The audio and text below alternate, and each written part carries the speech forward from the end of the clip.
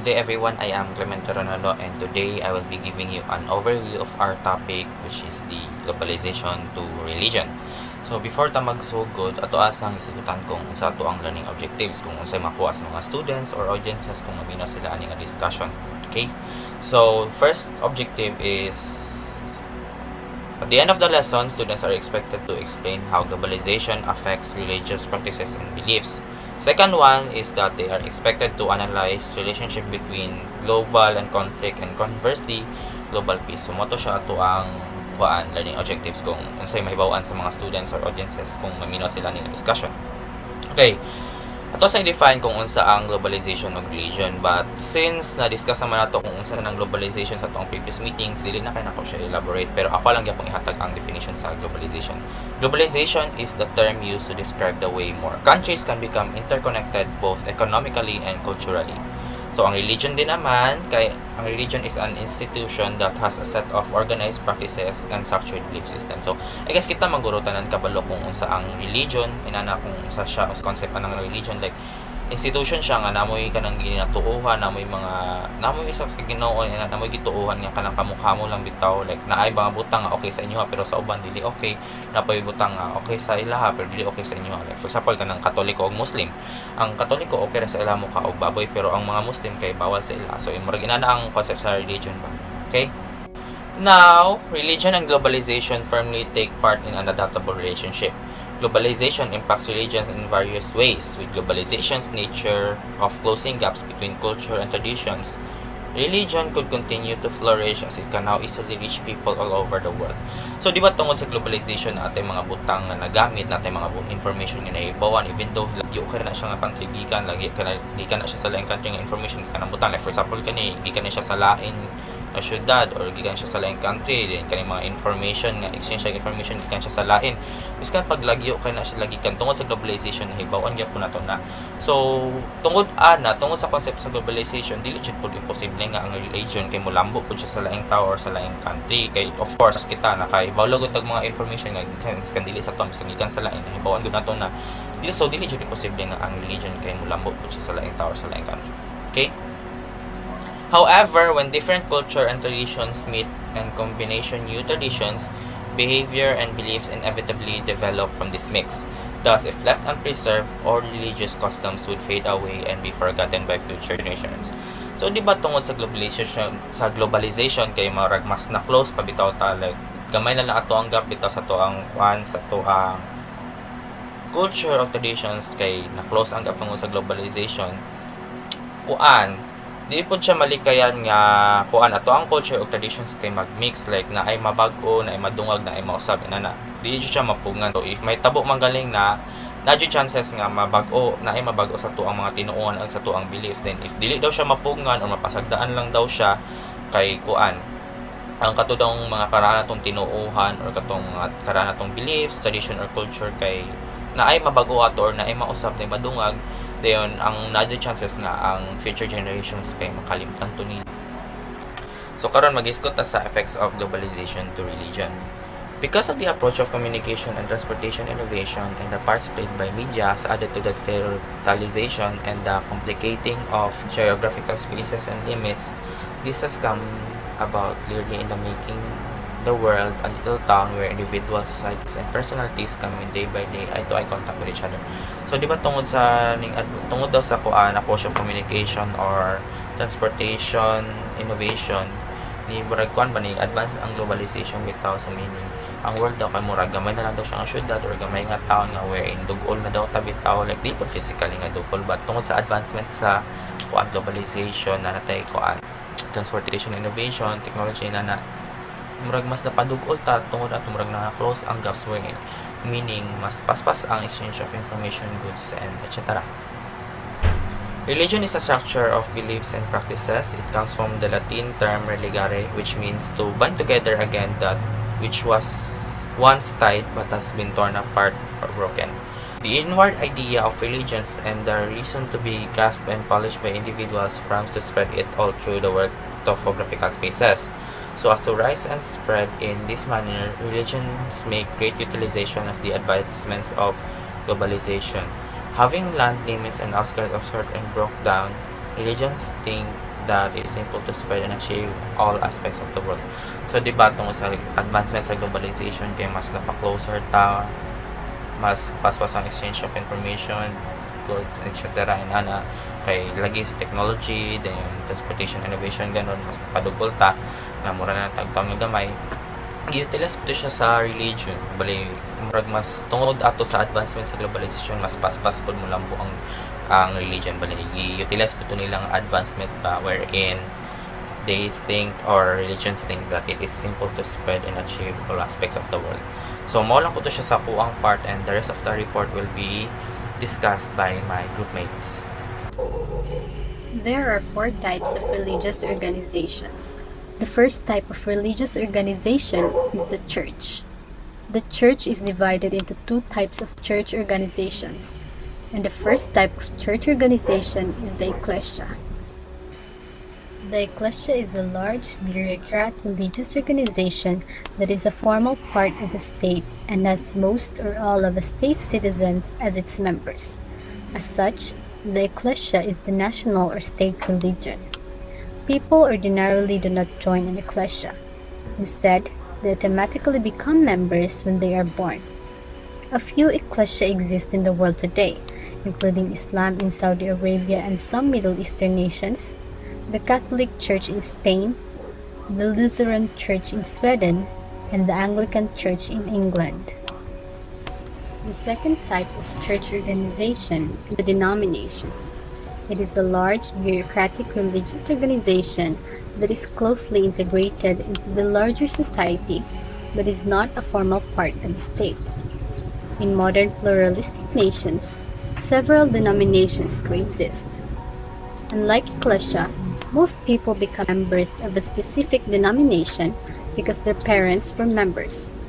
They are born into a denomination and generally consider themselves members of it the rest of their lives, whether or not they actively practice their faith, unless they convert to another denomination or abandon religion altogether. The megachurch is the second type of religious organization.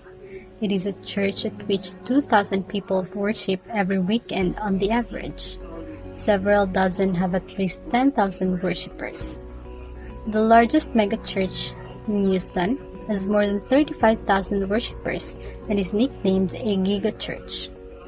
Compared to traditional smaller churches, megachurches are more concerned with meeting their members' practical needs in addition to helping them achieve religious fulfillment.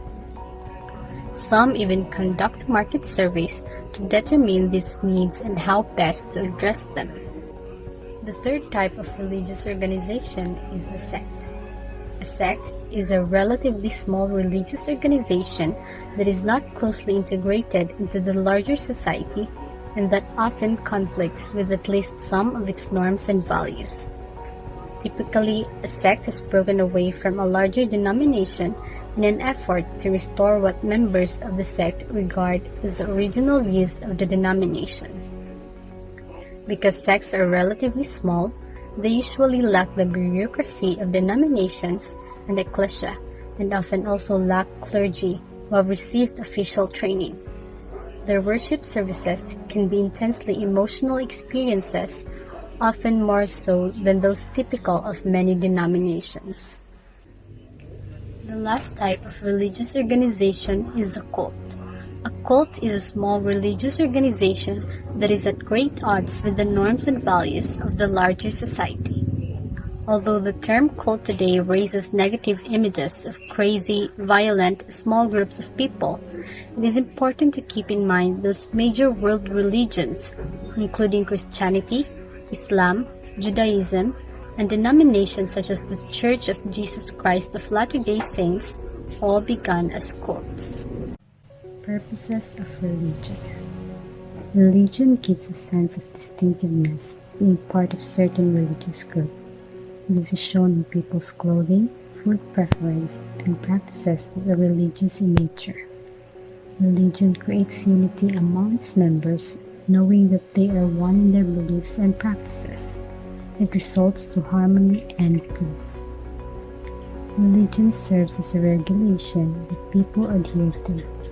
people become conscious of their actions so they will not commit sin. Religion provides explanation to life's events, particularly during times of uncertainty. It gives meaning to things beyond human comprehension. Globalization has assumed an enormous part in giving a setting to the current extensive recovery and the resurgence of religion. Today, most religions are not consigned to the couple of nations where they started. Religions have scattered on a worldwide scale. Because of this, religions have discovered a prolific milieu to spread and flourish. Here are the 5 major world religions. Hinduism. After Christianity and Islam, Hinduism is the 3rd most popular religion. India is home to around 95% of the world's Hindus, and it's impossible to trace the religion's beginnings and history because it doesn't really have a single founder. Hinduism is unusual in that it is a collection of different traditions and concepts rather than a single religion. Next is Judaism. With over 4,000 years of history, Judaism is the world's oldest monotheistic religion. Judaism adherents believe in a single God who revealed himself to them by ancient prophets. Understanding the Jewish faith, which has a rich heritage of law, culture, and customs, requires knowledge of its past. So next we have is the religion of Islam.